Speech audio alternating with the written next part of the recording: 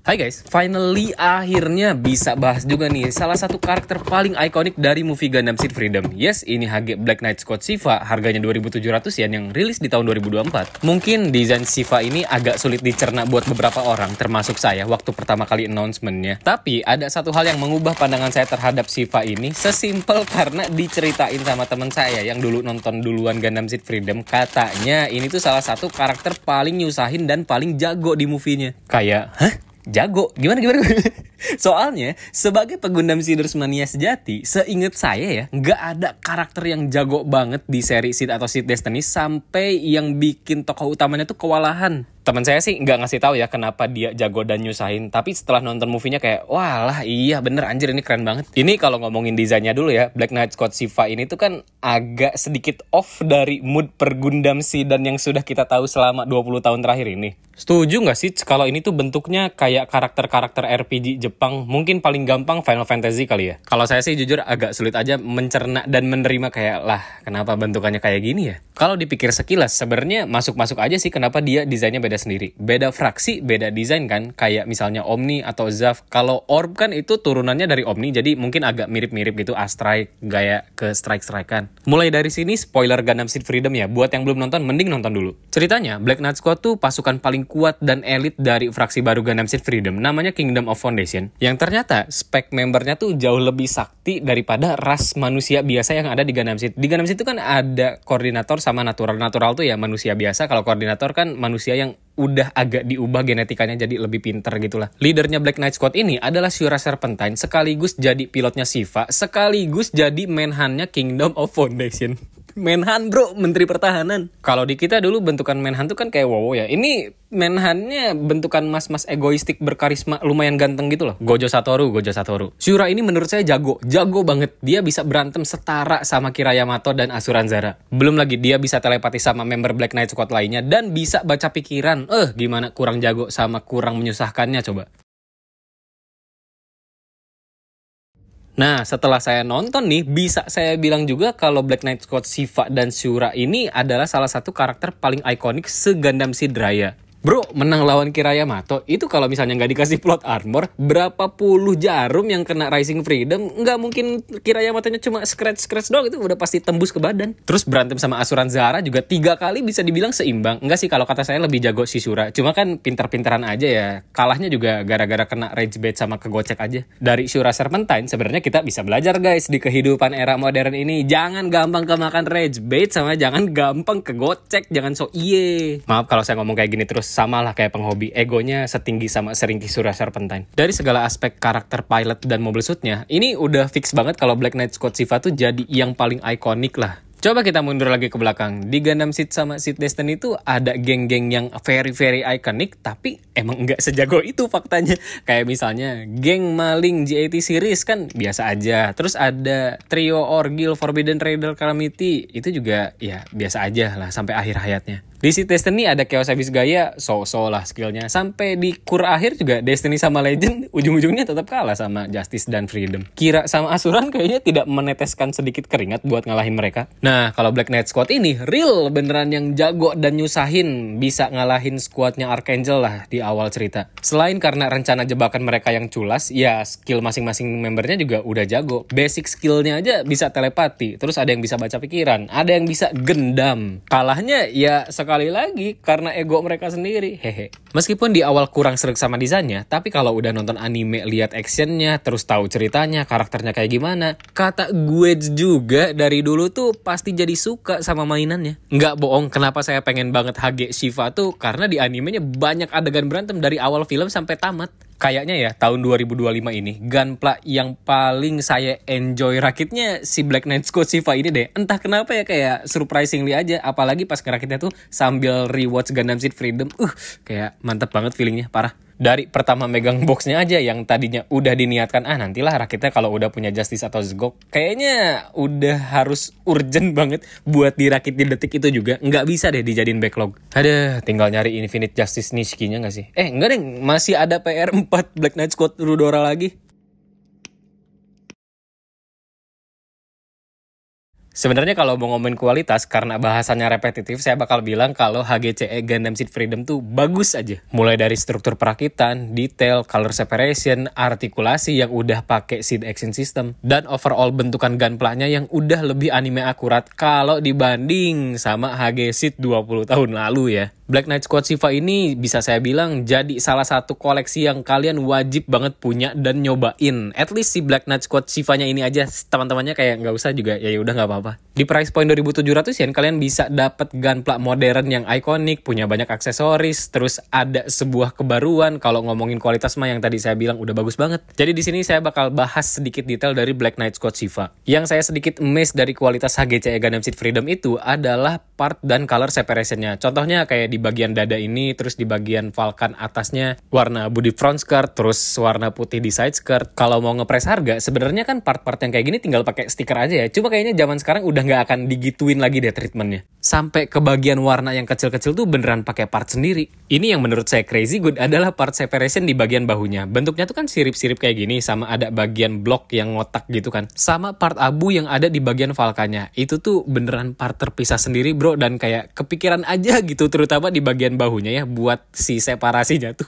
kepikiran aja gitu, bikin snap fit yang rapi dan udah tanpa seamline karena dikasih garis separasi. Cuma minusnya yang harus kalian hati-hati, karena part itemnya tuh glossy polisterin yang agak kerupuk-kerupuk gitu, jadi ya sedikit bekas codetan tuh bakal kelihatan banget. Overall, buat color separation-nya sudah sangat amat bagus meskipun tanpa stiker. Stikernya juga bisa saya bilang minor lah, kayak cuma bagian warna putih-putihnya doang detail kayak gitu. Itu mah gampang lah, tinggal pakai marker juga bisa. Kalau kalian warnanya pengen seakurat itu ya. Ini bagian seamline-nya yang tadi saya bilang udah pakai garis separasi. Buset, ini beneran gak ada seamline banget. Bahkan sampai ke bagian dalam-dalam parts kayak gini. Satu-satunya seamline cuma ada di bagian backpack yang bentukannya kayak zigzag gitu. Ini relatif gampang buat dihilangin pakai semen. Ini yang paling saya amazed, di bagian kakinya tuh masih dikasih garis separasi meskipun ada dua bagian thruster. Nah, si thrusternya ini ternyata jadi satu kesatuan parts yang ada di dalam kakinya. Crazy juga, di bagian dalam lututnya itu dikasih garis separasi. Biasanya nggak pernah dikasih kayak gitu-gituan karena kan ujung-ujungnya si dengkulnya tuh bakal ditutup ya. Sama di bagian tulang kering ya, bagian itulah pokoknya. Itu tuh ada parting line yang mana berarti si seamline-nya tuh alias snap fit-nya ada di bagian pinggir-pinggir kakinya. Gokil itu detailnya. Jadi si bagian kaki ini kalau mau di repaint beneran gak usah diilangin seamline-nya sama sekali. Mantap parah. Iya, kayak bagian dengkul ini yang punya part terpisah tapi belakangnya dikasih garis separasi. Udah, itu gak usah disemen. Jujur kaget sama bahan bimentalnya. Ternyata bukan kayak Figures Digimon yang pakai plastik sheet PVC gitu. Ini menurut manualnya sih katanya bahannya PVC, tapi bentukannya kayak kain loh. Ini sumpah lucu banget. Nah, karena bahannya kayak gini, pasti si jubahnya tuh turun ke bawah alias ngikutin gravitasi, alias nggak bisa diatur-atur posenya. Meskipun bagian backpacknya tuh bisa digerak-gerakin, tetaplah bakal turun ke bawah, nggak bisa diapa-apain. Sumpah ganteng banget, parah. Kalau kalian mau realistisan, silahkan keluar dari seri Gundam Seed. Ini mah tempatnya keren-kerenan aja bro. Nih bagus kan, si mantelnya tuh ada gradasi dari yang warna solid ke bawah tuh jadi lebih transparan. Tinggal cari cara jubahnya dikerasin biar bisa dilekuk-lekuk gitu meskipun jadi fixed pose. Next, Seed Action System yang ada di join bahu ke lengan bisa bikin tangannya gerak lebih luas dan bikin sudut-sudut yang tajam. Terus di bagian torso ada dua titik artikulasi, bagian waist ball joint sama di bagian atas aksis depan belakang. Ini bisa bikin posingnya bungkuk mampus sampai ke depan, ke samping sama ke belakang. Di bagian kakinya biasa aja, nothing special. Sama terakhir di bagian lehernya yang ada dua titik artikulasi. Pertama di bagian torso atas ke lehernya, yang kedua di bagian kepala ball joint. Tidak bosan-bosannya saya bilang kalau kuncian artikulasi buat saya tuh yang penting ada di bagian lehernya yang bisa nunduk sampai ke bawah, itu bikin auranya plus.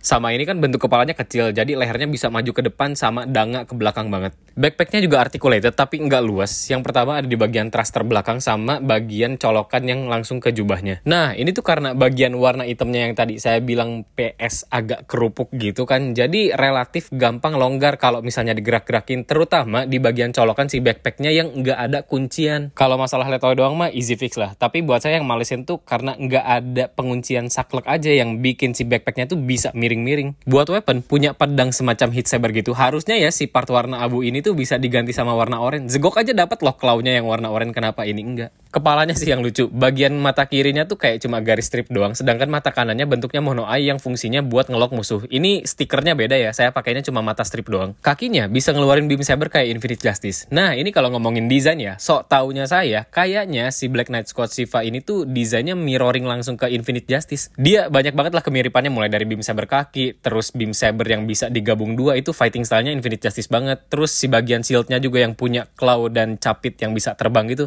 In my humble opinion, Gunpla ini bakal perfect kalau di bagian selangkangannya dikasih artikulasi slide biar kakinya tuh bisa naik lebih ke atas lagi. Sama senjata taktikal paling efektif buat menghadapi face shift adalah dengan jarum-jarum yang jumlahnya banyak ini. Itu sure hit banget, 100% pasti kena. Di animenya aja Rising Freedom kalah. Terus kalau Kiraya Mato nggak ditolongin sama Zegok, itu udah pasti dead juga. Terus karena weapon ini cuma bisa dipakai 1 kali per sorti, si Sura juga makainya nggak ngasal gitu. Beneran kalau udah musuh nggak bisa ngapa-ngapain lagi, wah itu udah dead harusnya. Oh iya lupa, bagian pedangnya bisa ditaruh di rear skirt, solid.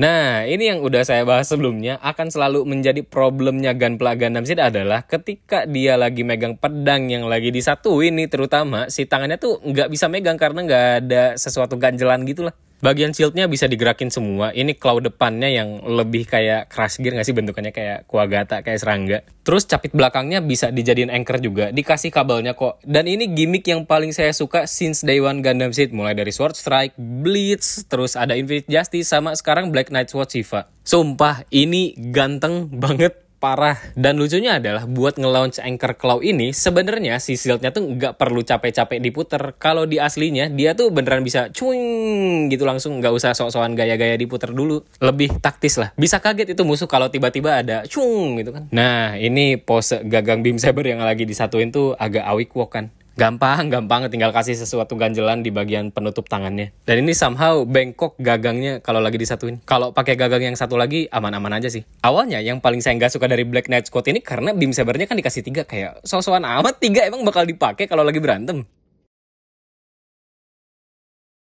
Black Knight Squad ini buat posing terbang biasa kayak gini aja sumpah udah ganteng banget. Sorry ya, harusnya Black Knight Squad ini angle-nya kiri karena saya pakai matanya yang strip doang. Di anime juga karena fightingnya kelihatan real time jadi lebih satu gitu gerakannya, nggak kelihatan kasat mata. Kerennya, Shiva ini punya 4 battle ikonik di movie-nya. Pertama, waktu lawan Zegoknya Asuran Zara. Sorry ya, belum saya rakit, entarlah kapan-kapan. Kedua, waktu di Rage Bait Asuran Zara. Katanya bisa baca pikiran.